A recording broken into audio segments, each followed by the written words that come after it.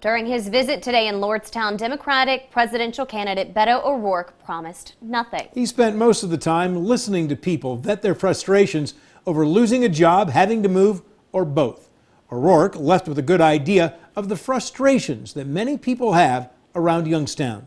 Beto in Lordstown, it's our top story at 10.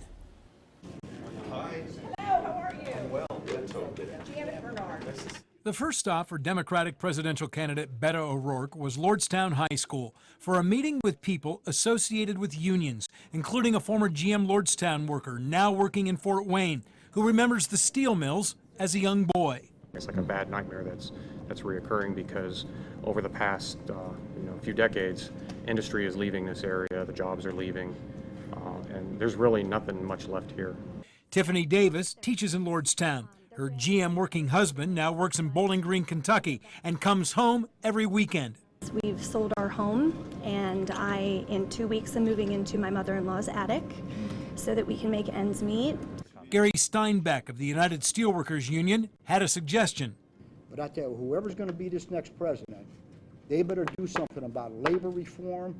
We need strong labor laws. In states like mine in Texas, where it's a right to work state, which is this strange George Orwell invention because it makes it obviously much harder for people to work and earn a living wage.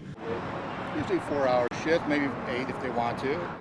O'Rourke's second stop was the picket line outside the GM Lordstown plant. He brought along 5 pizzas from Bruno Brothers. He walked from person to person, again listening, occasionally interjecting some thoughts. GM makes $8 billion in profits last year, pays 0 in taxes, is rewarded for sending jobs overseas, and the people who built the greatness of GM here in Lordstown are left out. Beto O'Rourke posed for a picture with strike signs and the now closed plant as a backdrop. He spent 2 hours in Lordstown, and every story he heard had sad overtones. If ever we needed to be there for our community, it is now, and it is Lordstown.